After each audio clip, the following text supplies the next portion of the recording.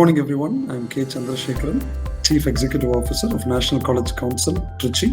Very happy to welcome all of you to a webinar interaction with one of the greatest chess players in the history of chess, Mr. Viswanathan Anand, sir.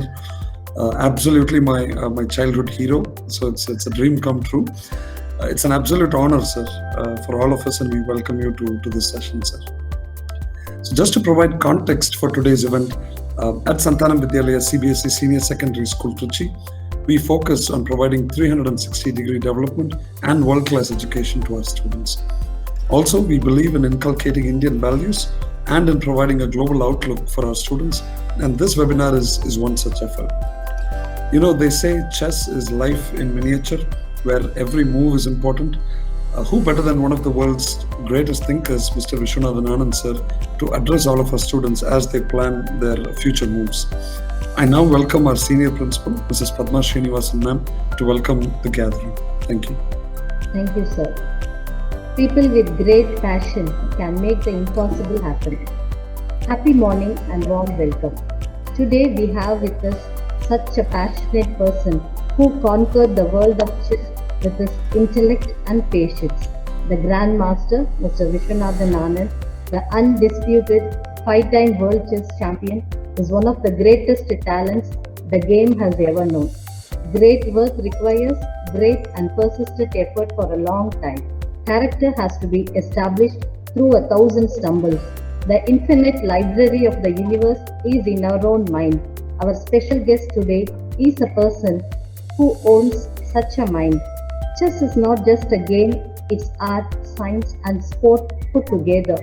If we have to list the best chess players in the world, Mr. Viswanathan Anand would be one among them for having been an elite top 10 player for over 25 years.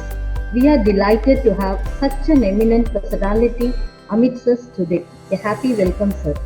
I extend my hearty welcome to our respected Madam Dr. K. Meena, Secretary, National College Council and former Vice Chancellor of Bharatidasan University, a true leader who knows the way, goes the way and shows the way to all of us. Welcome, ma'am. My warm welcome to our CEO, Mr. K. Chandrasekharan, a versatile person with global leadership experience in companies like Walmart and Renault, leading our institutions to great heights with passion, determination and expeditious service. Welcome, sir. It's my pleasure in welcoming our Director, Madam, Mrs. Aparna Shekhar, a brilliant, humble and an ever-approachable person with several years of global leadership experience in companies like FedEx and Deutsche Bank. Welcome, ma'am. I am indeed elated in welcoming the Principal of Srimati Indira Gandhi College, Senior Principals and the entire team members of all our academic institutions who were behind the success of every event. I cheerfully welcome the parents and students of Santhanam Vidhyalaya Senior Secondary School, Sri Jayendra Matriculation Higher Secondary School, Sri Shankara Matriculation School and all the other schools in and around Trichy and the public viewers who are here with us and make a wonderful audience. Hearty welcome to each and every one of you. Thank you. Thank you, Senior Principal ma'am. Now I have the honor of introducing Mr. Anand sir, who of course needs no introduction at all. Mr. Viswanathan Anand is a 5-time world chess champion and is India's first Grandmaster. He started playing chess at the age of 6 and quickly earned the title of Lightning Kid. While most kids of his age were watching cartoons, he was busy reading chess books and playing chess with players much older than him. Just to put some of Sir's achievements in perspective, especially for the students who are on the call, by the time he finished his 10th standard, he had become the national junior champion. And before he finished 12th standard, he became world junior champion and India's first Grandmaster. And by the time he finished college, he became one of the top 10 players in the world. And then he went on to win 5 World Chess Championships. And in 2017, he won the World Rapid Chess Championship as well. Outside of his personal accomplishments, Mr. Anand has made an outstanding contribution to the Indian chess community. So, if you think about it, in 1998, Mr. Anand became India's first Grandmaster, thereby opening the doors for many, many future players. And you fast forward to 2021, we now have 67 Grandmasters in India. So clearly, Mr. Anand has inspired an entire generation of chess players. Thank you, sir, on behalf of our entire country. Thank you.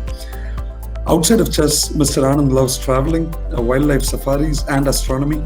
He also plays a pivotal role in charitable causes and also in the non-profit organization OGQ, Olympic Gold Quest. I would like to just share two quick fun facts about Mr. Anand, sir. When he was 10 years old, Mr. Anand's parents moved to Philippines, where he participated in weekend chess tournaments. Also, there was a TV show called Chess Today, where at the end of each episode, they would have a chess puzzle for viewers to solve. And whomever successfully solved it would win a chess book. Mr. Anand, who was then 10 years old, would win so frequently that at one point the TV station said, just help yourself to as many chess books as you want. So that was a huge honor to Mr. Anand.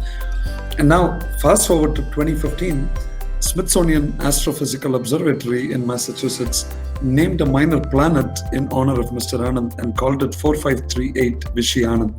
And this minor planet, for the benefit of the students again, is located between the orbits of Jupiter and Mars. Mr. Anand has been one of the world's best players consistently for over 3 decades. Just imagine being at the top of your game consistently for over 30 years. That is just amazing. And he's been recognized with many, many awards and honors. I'll just list a few of them, just considering time.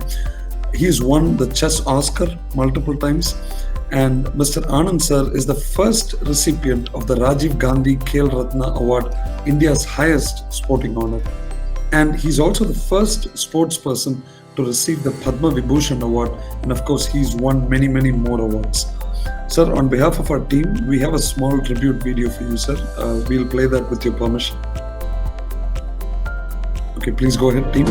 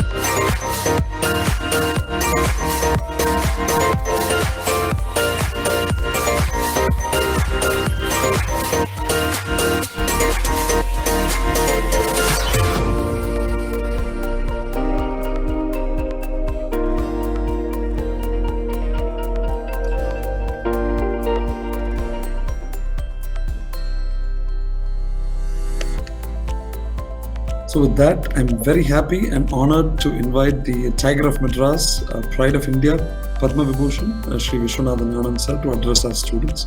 And after the student address, we'll have an interactive session. Thank you, sir. Over to you, sir.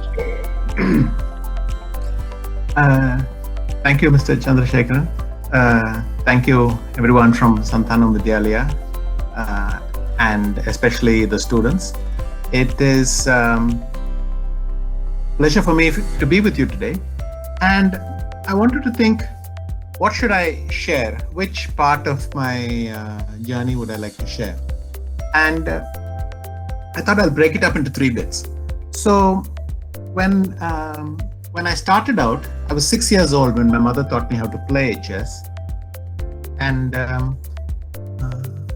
very soon, the family realized that this was different, that my attitude to chess was different from my attitude to other things. Clearly, I was fascinated by it and very absorbed in it. And within a couple of months after teaching me, they found a chess club for me. I started going there. It was courageous because most of the people, the general profile then was people who are at least in their 30s, maybe a few in their 20s, and I was 6 years old. But I would go there, my sister or someone would accompany me, and my mother would come sometimes to see that everything was okay, and I would just keep playing chess. We used to have a system there where, to make it more entertaining, what we would do is all like 10 or 12 participants players would get together in one board, and we would rotate. Two people would play a game, the winner could stay, the loser would get up and go and get back in the queue. And so when the other 8 or 9 had finished playing, then he would come back. So a game took about 10 minutes, so 5 minutes per player. And so you can understand that you have to wait like an hour to get back. So it was a useful idea to win. Of course, in the beginning, it didn't work out that nicely, but I would get back in the queue and watch the other people play and learn.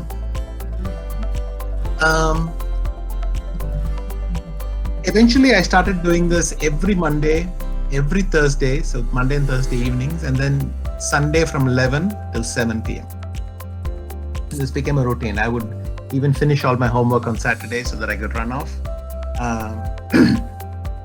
and play chess on Sundays. Now, at that point, a lot of people said that playing a lot of blitz, these 5-minute games are called blitz in chess because they happen fast. A lot of people used to say that this is not the best way to learn, and the best way to learn was to sit with a coach or a book and study your own games and so on. But in fact, I got quite addicted to this kind of chess, and I believe now that this was very, very important for me to do. And my father encouraged me to do blitz if that's what I wanted to do. He said, don't worry about studying, you just have fun. And I think that was the right decision, because what happens is when you're having fun, you don't even realize you're learning. And people who said you should learn in this way and that way, I think slightly missing the point. There was nothing wrong with their advice about how to learn, but the thing is, you should learn in the way that feels most natural to you. This is why I also say that if you find something that you really love doing, then it won't even feel like work. You'll put in the hours because you're enjoying yourself. Anyway, I did this for a couple of years where I would just play blitz. I was a strong junior. I would generally finish in the top 5 in the country in the junior championships, and I was a good club player. Then one year, my breakthrough year in 1983, I suddenly won a club tournament. This was just after the school exams. So the final exams happened, then we had our summer holidays, and I immediately rushed back to play chess. And I won my first club tournament. So same tournament that I played many times before, same opponents, same format, everything, but suddenly I had made 100% score and won it. Seemed like a nice surprise. But then I got to go to Mumbai for a national team championship. This was a special thing where they sent a junior team. Again, it was more to encourage us than anything else. And I went and won the top board prize in the junior event, in the national event, despite being a junior. That immediately I had to change my plans because I was now qualified for a tournament which I would not expected to play, which is the national championship, the qualification event. So we had to change our plans. Instead of coming back home, I went to Ahmedabad for this National B, it's called. And in my first attempt, I qualified for the national championship. And that year, I won the national junior, sub-junior. It was a magical year for me because suddenly everything changed for the better. And excuse me, many times I would wonder why this happened exactly. And now I think it is because of this constant practice that I was doing, spending time playing chess, even if it's in a fun way.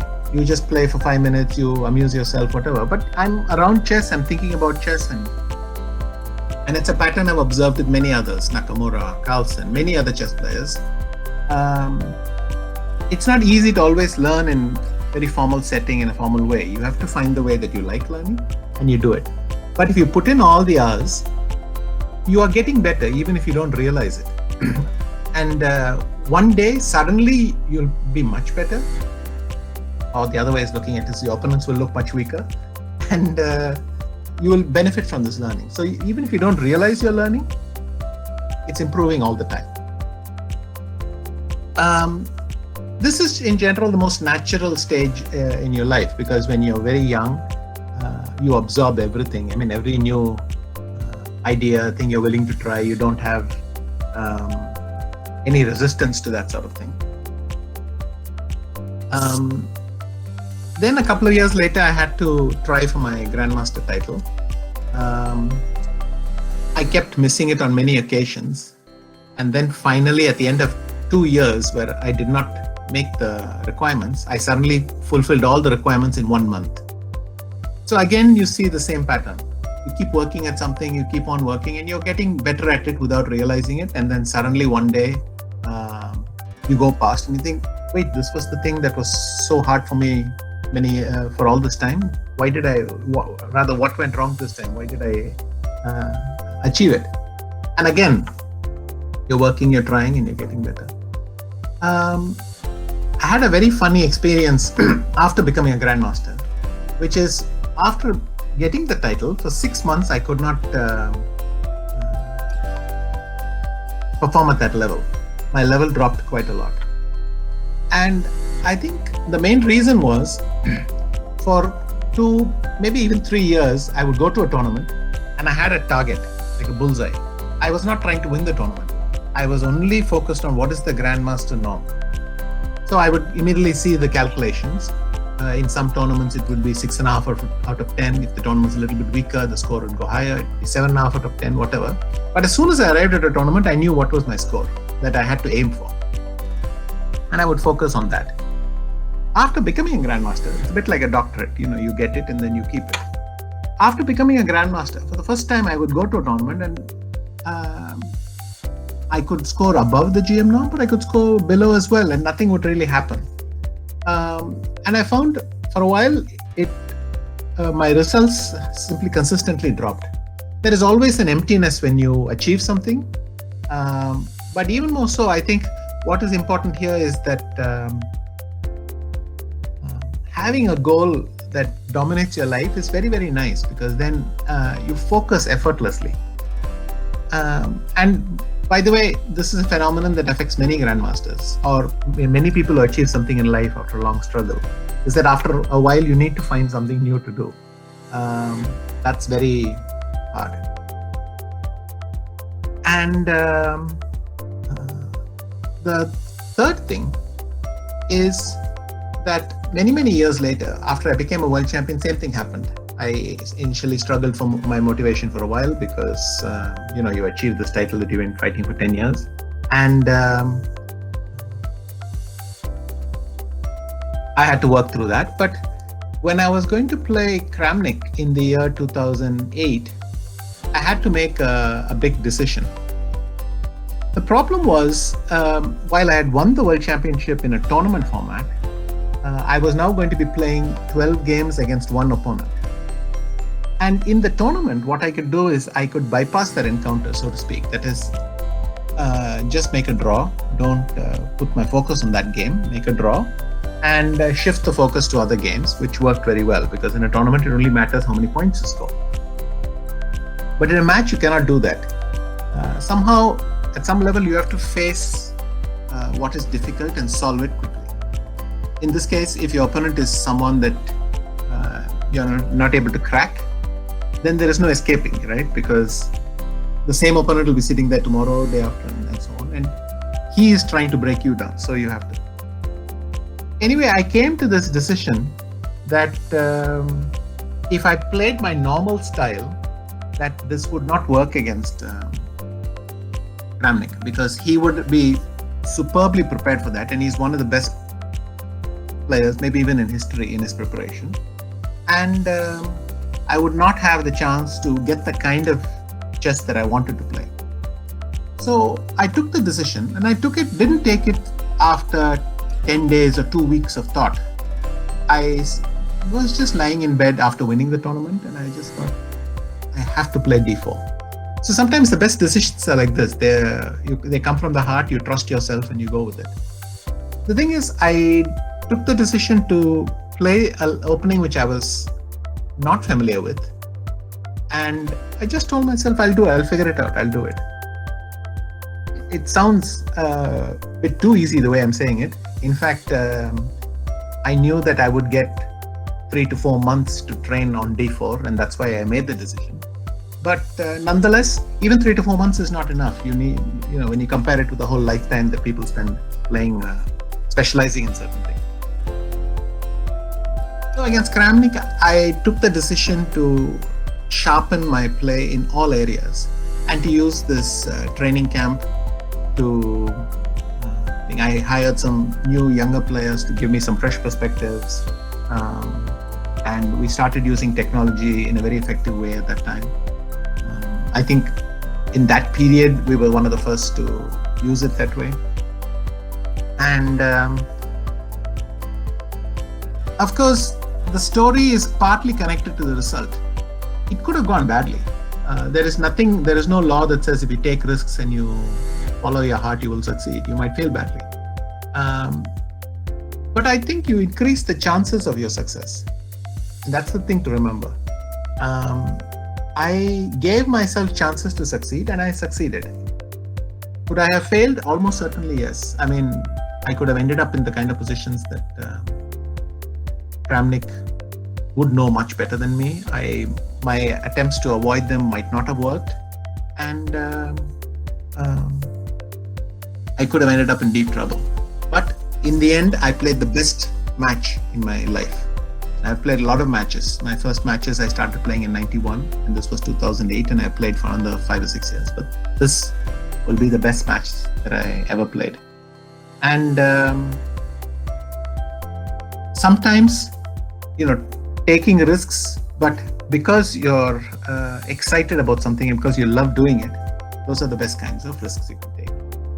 So I hope that experience is useful for you, or even better, that you think, wait, I was thinking the same thing, and it's nice that it's confirmed. And I wish you all the very best. Thank you. Thank you, sir. Thank you so much. The key takeaway for me is enjoying the journey is as important as focusing on the goal in itself. So that is my key takeaway from Anand sir's journey. Thank you once again, sir, for inspiring all of us. So now we can transition to the Q&A session with your permission, sir. We have received over 1,000 registrations despite the pandemic, and we have received over 700 questions.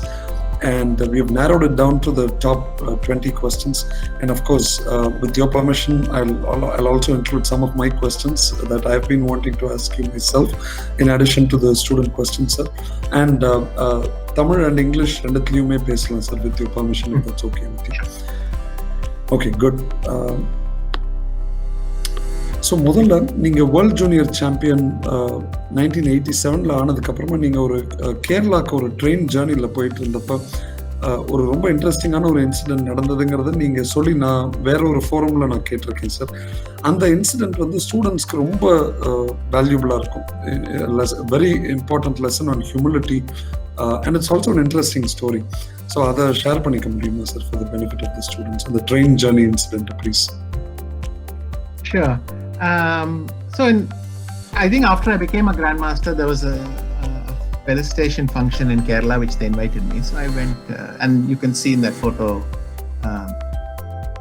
So நான் ட்ரெயினில் போயிட்டு இருக்கும்போது ஒரு வயசானவர் பக்கத்தில் உட்காந்துது. அப்போ அந்த காலத்தில் உட்காந்துட்டு அப்படியே பேசிட்டு இருப்போம், எல்லாரும் ஃபோனை வச்சுட்டு தானே என்டர்டெயின் பண்ணாமல்.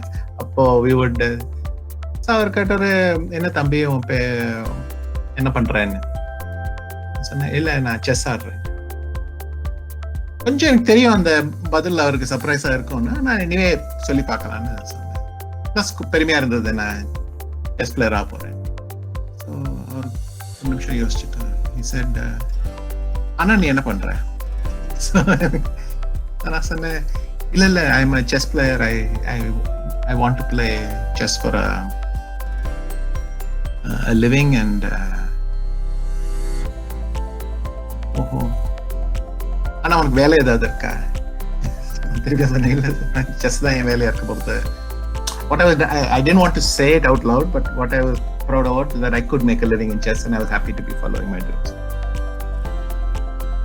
ஏதாவது படிச்சுட்டு இருக்கியான்னு கேட்டார். அது மாதிரி திருப்பியும் இந்த விதத்துல அந்த விதத்துல ஏதாவது கட்டுண்டே இருந்தாரு. கடைசியில he told me, தம்பி தப்பா எடுத்துக்காத, ஆனா நீ விஸ்வநாதன் ஆனந்தா இருந்தா செஸ் ஆடிட்டு செஸ்ஸை வேலையா வச்சுக்கலாம், இல்லைன்னா கொஞ்சம் ரிஸ்கி. நம்ம ஊர்ல ஸ்போர்ட்ஸ் எல்லாம் அவ்வளோ சேஃப் இல்லை கரியர், அதான் நான் சொல்றேன். And of course I didn't correct him. It wasn't entirely due to humility. எனக்கு எப்படி சொல்றதுன்னு தெரியல அதுக்கப்புறம். And anyway I thought, சரி, எனக்கு நான் விஸ்வநாதன் ஆனந்தா இருந்தா ஆட முடியும்னு சொல்லிட்டாரு, அதோட வச்சுன்னு போயிடுவேன். Very nice. Thank you for sharing that, sir. The next question I would like to ask before I transition to student questions is about preparation and planning, sir. So we have seen in your autobiography, Mind Master, we have seen images of your post-game notes, sir. Can you speak about the kind of planning? And I think they are sharing an example just for the students. It's being shared on the screen, one such example of a post-game note that sir has written. Mm-hmm. So can you speak about the kind of planning and preparation for your games and how that can translate to students? அவங்க படிக்கிறப்ப அவங்களுக்கு அதை எப்படி translate பண்ணிக்கலாங்கிறத பற்றியும் சொல்லுங்க sir, please. So chessல it's very important to constantly keep learning. முதல்ல நான் chess போன போதே they would tell me it is very good manners and very good habit. ஒரு ஆட்டம் முடிஞ்ச அப்புறம் ஒப்பனண்டோட என்ன நடந்ததுன்னு டிஸ்கஸ் பண்றது. ஸோ முதல்ல அவ ஆட்டும் போது என்ன யோசிச்சான்னு தெரிஞ்சுக்கிறது. He may say you played this well, this badly, I made this mistake. Now he's sitting there, he's thinking for 3 or 4 hours about the same position as you. You compare impression. அப்புறம் இதுக்கு பேர் postmortem, and it's a very good tradition in chess. ஜெனரலா இது மாதிரி பேசிப்போம். Then game போது you will make a move, கொஞ்ச நேரம் கழிஞ்சு திடீர்னு யோசிக்கலாம், ஐயோ அந்த சான்ஸை விட்டேன்னு. Then you won't have the time to look at it, but mentally ஒரு நோட் பண்ணிக்கிறது. So when you get back home, ரொம்ப குயிக்கா மறக்கிற முன்னாடி நான் இதை பண்ணியிருக்கலாம், எனக்கு அப்புறம் தோணித்து இந்த மூவ் தப்பு, இது ஆடி இருக்கணும், ஆல் தீஸ் இம்ப்ரெஷன்ஸ் எப்படி எழுதி முடிச்சுட்டா ஒரு 2 நாள் கழிஞ்சு மறந்தப்புறமும் ஞாபகம் இருக்கும் அந்த நோட்டை பார்த்தா. இந்த பழக்கம் நல்லது. My mother actually would tell me always, game முடிஞ்ச உடனே வந்து இது இல்லைன்னா திருப்பி அதே தப்பு திருப்பி பண்ணிட்டே இருக்க போறேன். ஸோ பண்ணிக்கிறது. அண்ட்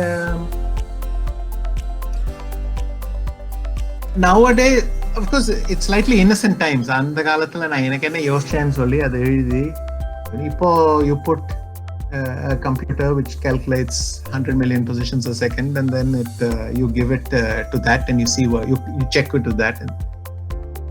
நிறைய மாறி இருக்கு அந்த காலத்தோட, but the principle is the same. நான் என்ன பண்ணேன். அண்ட் ரெண்டாவது, நம்மளுக்கு எப்பவுமே இந்த பழக்கம் இருக்கும், ஒண்ணு நடந்ததுன்னா இப்போதைக்கு ஞாபகம் இருக்கும் என்ன நடந்ததுன்னு. ஆனா 5 மணி நேரத்துல எப்படி நடந்திருக்கணுமோன்னு ஞாபகம் வந்துடும். அந்த கதையை தலையிலேயே மாறிடும். ஒரு 2-3 நாள் கழிஞ்சு நான் ஏதாவது தப்பு செஞ்சா கூட நான் அந்த இஷ்டத்தோட நான் சொல்லலைன்னு கதையை மாறிடலாம். So on that first and the 5 minutes after the thing, the emotion is raw. If you write down, you'll get the most honest explanation. Chessla enna, I made this move. It is a mistake. I simply didn't see what my opponent did. Now I can write. 10 minutes later, I would have found a good reason why I missed that move. I saw something brilliant and therefore I missed that move. But it's not entirely avlo nijama irundirukadu. 5 நாள் கழிஞ்சு ஒரு நல்ல கதையே தலையில இருக்கலாம். But it prevents you from looking at something honestly. That's why this honest assessment after the game is very important because it's honest. You have to know what you're thinking. Amazing, sir. Thank you. So now I'll transition to student questions. So the first question is from S. Durga Devi of our school, Sri Jayendra Matriculation School. Sir, what is your schedule on and off a tournament?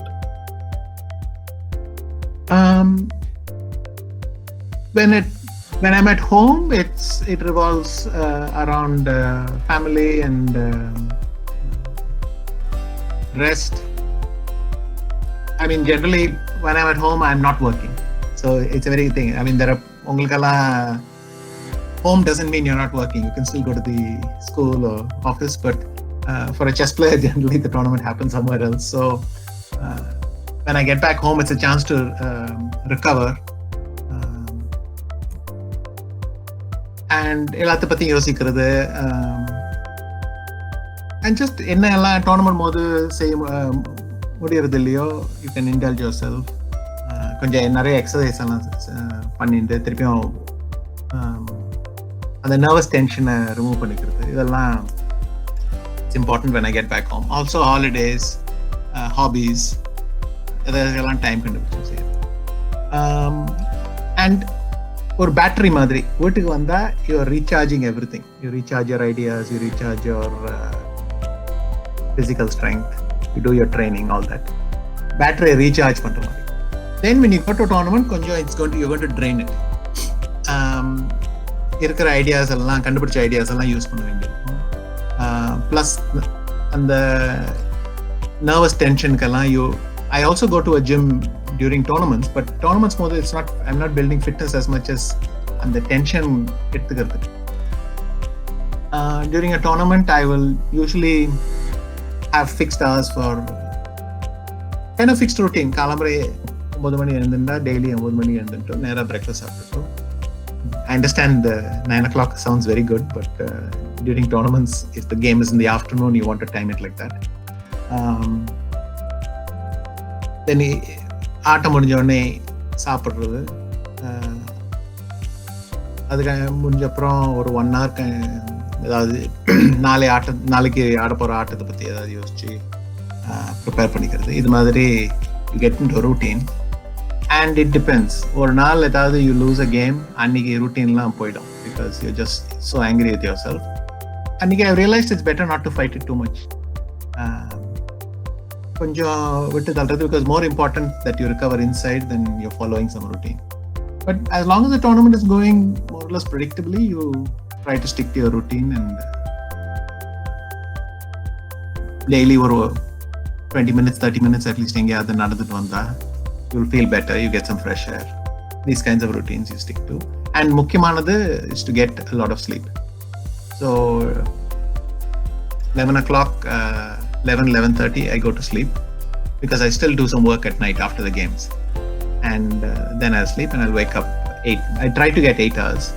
முடிஞ்ச வரைக்கும் கவலை இல்லாமல் தூங்கினா you will feel better. நான் என்ன ஆடினேன், என்ன ஆடி இருக்கணும், ஏன் ஆடினேன், அதெல்லாம் யோசிச்சுட்டே இருந்தா you never sleep. So the sleep is when you actually put this game behind and you think about the next game.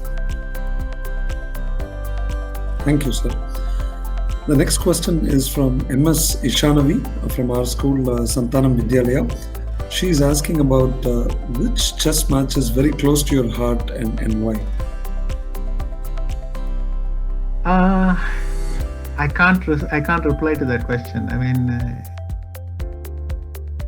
I think a game which I won when I was 7 years old in the chess club. I remember it எனக்கு எவ்வளோ சந்தோஷம் ஒரு world championship கிடைச்சதோ அதே மாதிரி அந்த அந்த டயத்தில் அப்படி இருந்திருக்கணும். You can't compare these things. I am very happy with every point I get.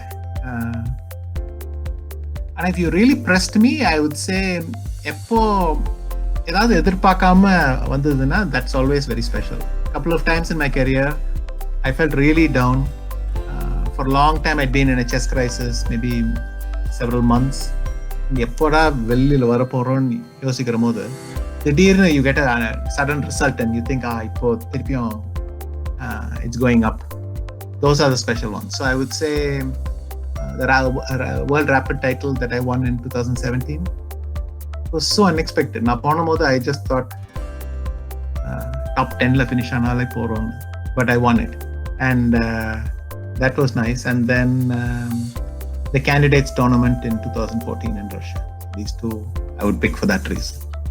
Fantastic. Thank you for sharing, sir. The next question is from Vishwa K. Ratnam and B. Sandhya from our school, Santhanam Vidhyalaya and Sri Shankara Matriculation School. Please tell us about the toughest opponent you've faced in your career. Again, it's the same thing. At different times you'll meet very different difficult opponents, and at each stage adha thandi eppadi poradhu. Actually I had a couple of big rivalries, and I was thinking that my first big rival Karpov was born in the 50s. Second rival Kasparov was born in the 60s. Kramnik, Topalov, Svitla, all of them were born in the 70s. And then people like Khrushchev and Nakamura are born in the 80s. And then you have Carlsen and some others in the 90s. And so almost decade you finish one batch and then you deal with the next batch. I think recently the toughest opponent for everyone is Carlsen, but I don't know that he's necessarily the toughest. I think some other experiences before might also have been tougher. And what's amazing is your consistency over these many decades, and you being consistently at the top for over several decades. So that is very inspiring. The next question is from V.S. Nitin from Mahatma Gandhi Centenary Vidhyalaya. You started playing chess from the age of 6. Who identified your talent first, which you've already answered, sir. The second part of his question is who inspired you to be a chess champion? So if I may just add on to that, sir, in your autobiography you talk about how you can be really good, but to get to a champion level you gotta go that extra mile. So I guess he's asking about who inspired you to be a chess champion. My chess idols were Fischer and Tal, and யார் inspire பண்ணான்னா I don't know. I probably எல்லார்ட்டேருந்து ஏதாவது எடுத்திருக்கலாம். I don't feel there was one person I was trying to follow. I would look at a lot of these great players and think I can either copy பண்ணலாமா அதை copy பண்ணலாமா அது மாதிரி. But yes, at every stage இது வரைக்கும் செஞ்சது பரவாயில்ல, but something extra you have to bring. And especially when you want to win the world title, you won't win the world title by being a better chess player. You're probably as good as you're going to get. You can keep improving, that's another story, but if you want to win the world title you have to control yourself. And அதான் எனக்கு மூணாவது அட்டெம்ப்ட்ல தான் அது மாதிரி கிடைச்சது. Thank you, sir. The next question is from Radha Larsen from Mahatma Gandhi Centenary Vidhyalaya. What would you consider as the greatest quality in you that led to success?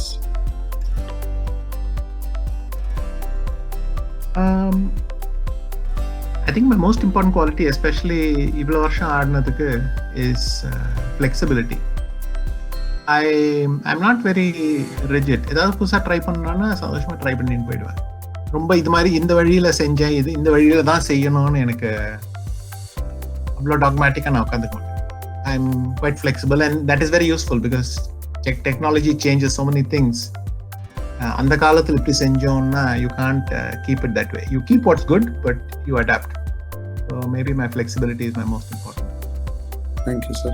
So you spoke about technology. So the next question is from me, and this is related to technology. Technology has come a long way, sir. And right now we are showing a picture of you using one of the Atari computers in the late 80s. So from chess-based, the original chess database, to supercomputers playing with chess champions, to artificial intelligence. Recently, we've even seen a video of you playing with your own bot, sir. So this technology has evolved quite a bit. So can you speak about the evolution of technology and its impact on chess and life? That was the beginning of technology coming into chess. Essentially, for the first time, all games could be stored electronically. முன்னாடி எல்லாம் pen and paper எழுதி you would keep everything, and you would carry books with printouts of games. This was the first time where you could store, and the number of games improved.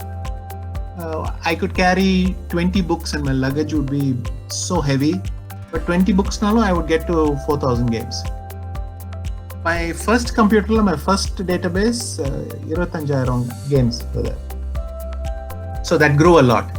And ரெண்டாவது எந்த புஸ்தகத்துல எங்க எதை பார்த்தேன்னு தேடின்னு இருக்க வேண்டாம். You just put, you say this player, this thing. As long as you remember what you're searching for, you find it in seconds. So that was first big change. அது கழிஞ்சு ஒரு வருஷத்துல the first playing program came, and this is a program that could play chess against you. It was very, very weak.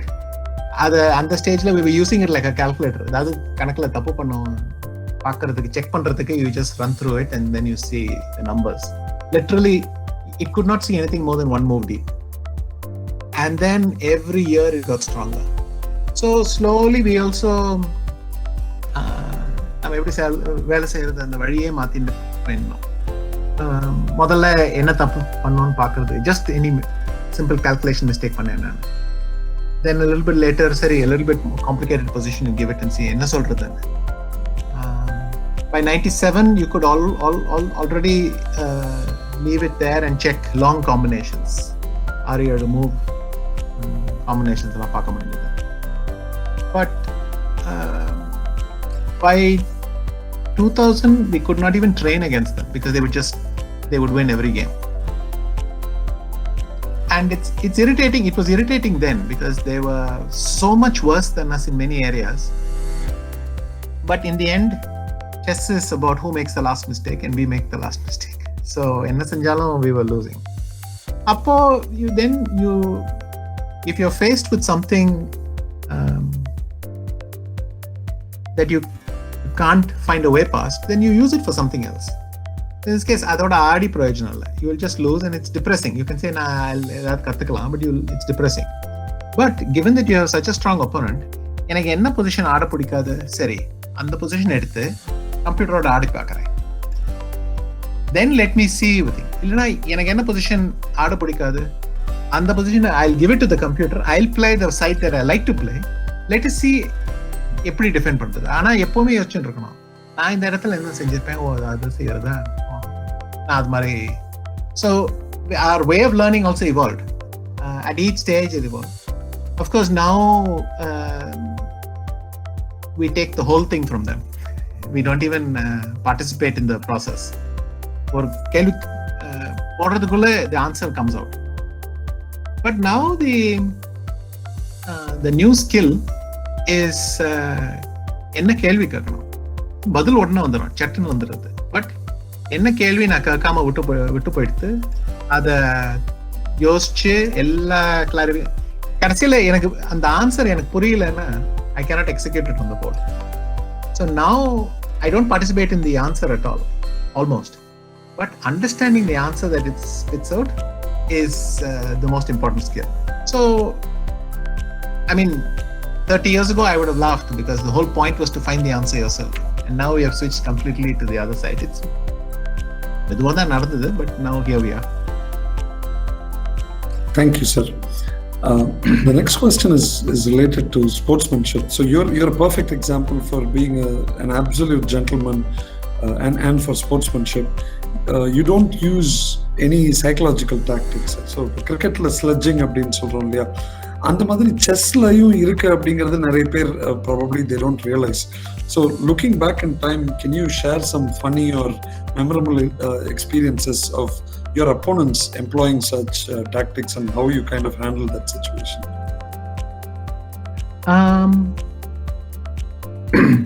So generally, the first time I broke through into the top players, avana solvana, they'll say, oh, here avனுக்கு நிறைய talent இருக்கு.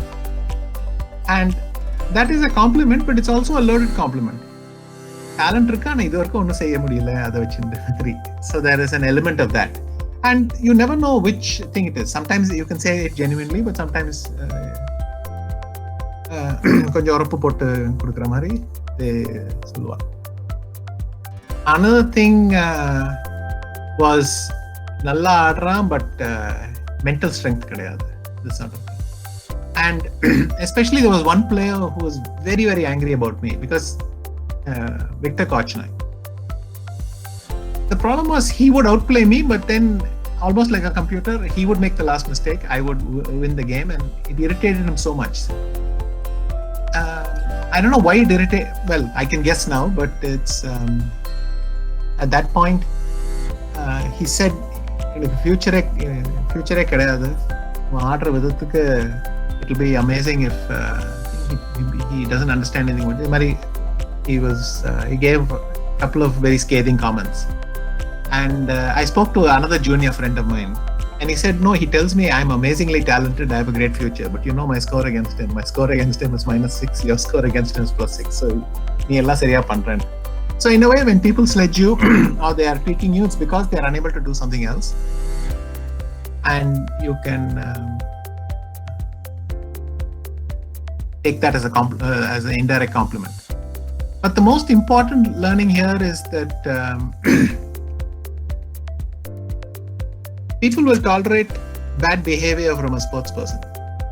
They will tolerate bad behavior from a celebrity, but they will not tolerate bad performance. So, perissa pesina, you have to back it up with the board. And there are people who behave in ways that I don't, எனக்கு பிடிக்கல, உண்மையா சொன்னா எனக்கு பிடிக்காது இது மாதிரி பேசுறதா. But I know that if they beat me in the end, அதை பத்தி கம்ப்ளைண்ட் பண்ணி பிரயோஜனம் இல்லை. I have to solve that problem. But if they don't beat me, then அப்புறம் சிரிக்கலாம், இவ்வளோ பெருசா பேசிட்டு ஒண்ணுமே கடைசியில் செஸ் போர்டில் ஒண்ணுமே பண்ண முடியல. So that is the attitude I eventually evolved. And as for my sporting reputation, நான் என்ன சொல்வேன்னா, உண்மையா வாயை பிடிச்சிட்டு ஒரு கேம் முடிஞ்சப்பறம் எவ்வளோ கோமா இருந்தா கூட வாயை அப்படியே மூடிட்டு வந்துடுவேன் வீட்டுக்கு. Then you will receive my real sportsmanship. But public line or behavior இப்படிதான் நடந்துக்கணும்னு வச்சுட்டா it's helpful for you. That's amazing, sir. And the takeaway here for the students is your attitude decides your altitude. So that would be my takeaway message for the students. Sir, my next question is related to your 2010 World Championship match, sir. That entire journey, as I read through in your autobiography, Mindmaster, that journey was very, very eventful, to say the least, where you had to battle a volcanic ash cloud, a 40-hour road trip across Europe, threats of a supercomputer, and a spy encounter as well.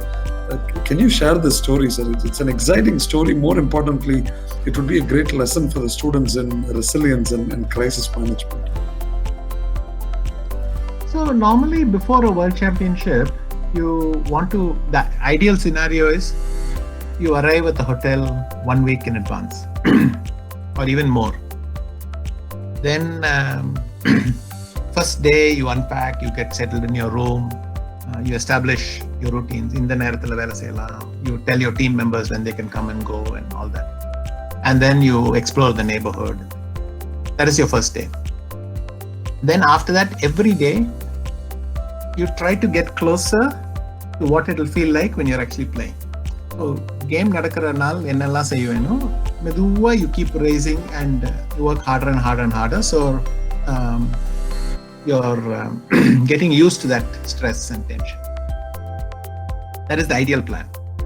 What happened in 2010 was I flew to Frankfurt from Madrid on the 14th, and then we were supposed to catch a flight from Frankfurt to Sofia on the 15th. Why did we break it into 2 days? So everybody could meet in Frankfurt and then we would fly together as a team. 14th, we heard something about a volcano erupting and in Iceland, and then over the day it became clear that this was affecting everybody.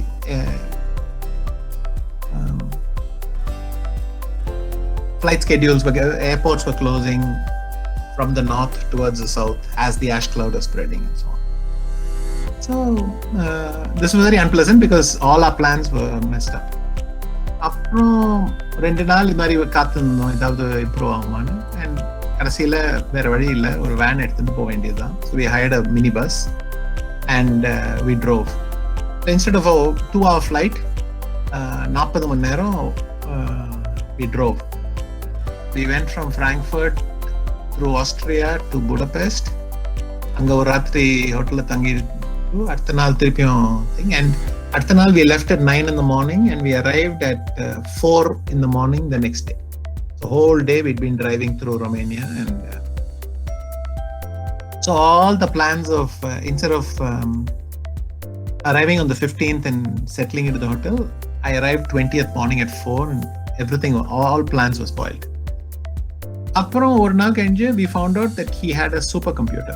We had no idea even what it meant, because முதல்ல supercomputer, how strong is it? I mean, you always need to compare. Second, அதை use பண்றதுக்கு ஏதாவது program இருக்கா? So you also need programs that are written for that supercomputer that can take advantage of its processing power. So இது மாதிரி ஒன்று விட்டா ஒன்று ஏதாவது வந்துட்டே இருந்தது. And the second thing was more important because my strategy was based on some assumptions, and if he has a supercomputer, you have to think இந்த மாதிரி bluff பண்ணலான்னு பார்க்கறேனே, அவன் செக் பண்ணின்னு வந்திருந்தா will the supercomputer just refuted it? You have to think about all these things. And then we were also worried about things like, is he spying on us? Are there bugs in the room? Should we scan the room and things like that? I thought we were losing the plot because it is much harder to fight your imagination than it is to fight reality. முதல்ல ஒரு மாதிரி by lack of choice அதை கண்டுபிடிச்சிட்டேன். And so எனக்கு தோணித்து, suppose அவனுக்கு super computer சுத்தமாக வேலை செய்யலை, பட் நான் அதை அந்த சூப்பர் கம்ப்யூட்டர் இமேஜினேஷனில் என்னெல்லாம் செஞ்சிருக்கலாம், ஒவ்வொரு மூவ் நான் ஆடிட்டு யோசிச்சுட்டு இருக்க முடியுமா, இதை ஆட முடியுமா, அந்த கம்ப்யூட்டர் என்ன சொல்லியிருப்பாங்க. So I realized whatever that computer could do, there was nothing worse than me fighting a ghost computer. So in the modu edthom, we'll play the most solid openings so that the computer's impact is less. We will check it ourselves, and adukku mela idha pathi yosikka poradilla pesavom poradilla vittudlam, because thinking about it was making it impossible to play. And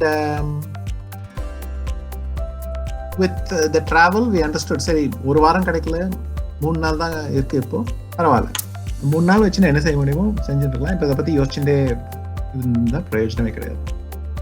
And in that match, I think the most important thing we did is simply என்ன control பண்ண முடியலையோ just forget it.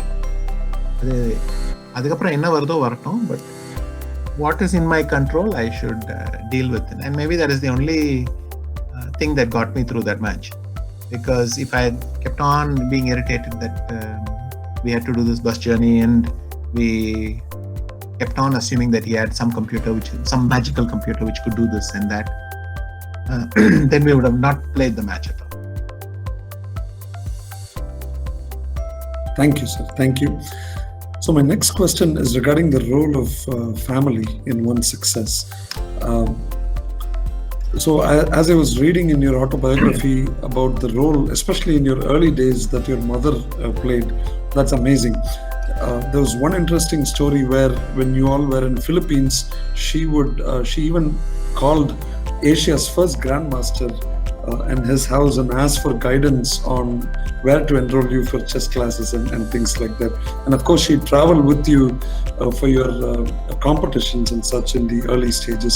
So, can you speak about the role of family in your success? Well, my parents were very, very supportive. I mean, my mother was the one who taught me how to play when I was 6 years old. And this is important because in those days, that's how you learned to play chess. You learned it from someone. Then you couldn't access resources online and all. So it was a different era. And most chess players learned it from a family member or a friend. Typical story would be grandfather, father. Mother was slightly unusual, but I was lucky that my mother's family, அவங்க chess ஆடினாங்க. So my mama's all her thambis, she would play a lot of chess, and many of my uncles played a little bit in university and all.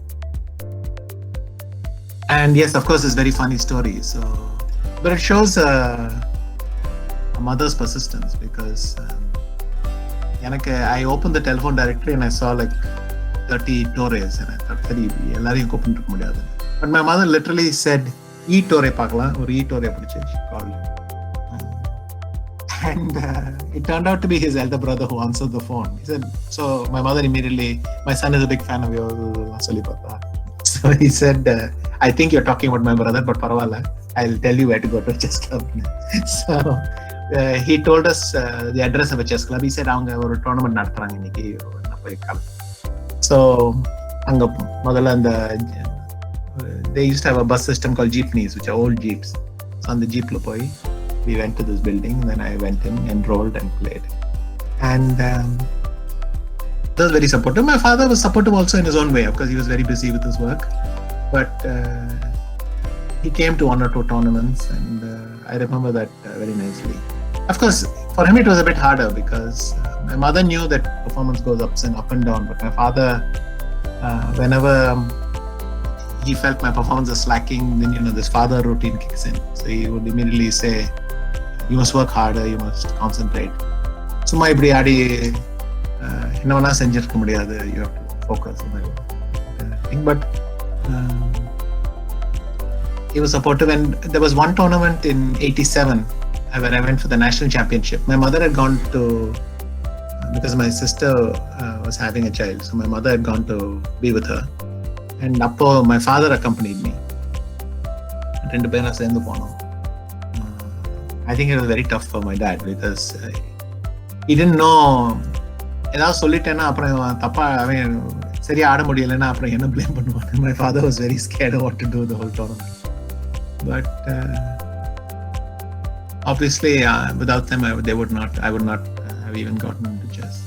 And they were very supportive of chess playing at a time when people thought that chess was a very risky career. So that also you have to.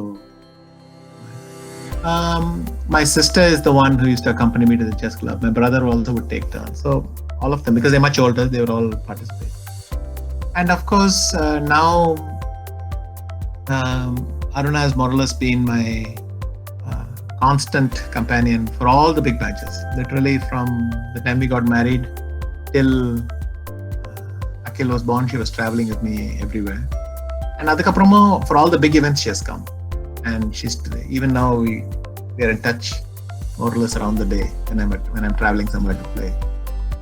And with Akhil, I think the nicest thing is to be with your son is when you want to forget about chess, he's the perfect way to do it. So even sorry, or 2 days chess with you then so family is really your buffer. So when things are going well, you can celebrate with them, and when things are going badly, you can tell yourself actually not that important. That's an amazing journey, sir. As we wrap up, what are your words of advice for all the students, not just students of our schools, but all the students throughout India who are watching this event live? Sir? What would be your words of advice? I would say, find something you really enjoy doing. உனக்கு என்ன செய்யணும்னு இஷ்டம் இருந்ததா அதை எப்படியாவது follow பண்ணிட்டு don't do things for other reasons, because in the long run, நிறைய வருஷம் அந்த இன்ட்ரெஸ்டும் அந்த ஃபோக்கஸை மெயின்டைன் பண்ணுறதுக்கு it helps a lot if you're doing something you like. And the second thing I would say is don't get too attached to one way of doing things. இப்படி தான் செய்யணும், இப்படி தான் நான் செய்ய போகிறேன்னா, பிகாஸ் வாழ்க்கையில் நிறைய பல வருஷம் கழிஞ்சு you might think differently. So keep that flexibility to change your mind. It's more important to change the mind than to put up with failure because you simply don't want to move. The world also is changing very fast. It's changing. One version of what was true is no longer true, Madhuri. It feels like. And then you can't have a very hard attitude. In fact, despite what I said, the chances are quite high in the you'll change jobs a couple of times at least. So it's important to have that flexibility and have interest in other things also. So you do the thing you love, but keep interest in other things because you never know. Thank you, sir. Thank you for kindly answering all of our questions. And a message for the students. Students whose questions got selected will receive a copy of Mr. Anand's autobiography, Mind Master, which is an amazing read. It's full of candor and insights. It's a brilliant book. Clearly, Mind Master has been written by a mastermind, Mr. Viswanathan Anand, sir. In conclusion, I would like to quote Mr. Anand from Mind Master: "To be a champion, you must want success badly enough." So with that, once again, thank you so much, sir, for inspiring all of us. With that, I would like to request our principal, Dr. M. Purchalvi, to propose the formal vote of thanks. Thank you, sir. Thank you, sir. I deem it a great honor to propose the vote of thanks to all those who have helped us in making this webinar a resounding success. Gratitude is the fairest blossom which springs from the soul. And I would like to thank our esteemed guests, the king who rules the squares, Grandmaster Mr. Viswanathan Anand, who has accepted our invitation and has made this day special. Sir, in one of the tweets you have said, every time you hear the national anthem on the winner's podium, that one moment you fight back your tears watching the tricolor go up. And yes, it has always been a proud moment for us too. We are indeed grateful to have had the most remarkable session with the world champion today. Thank you, sir. Thank you very much for that.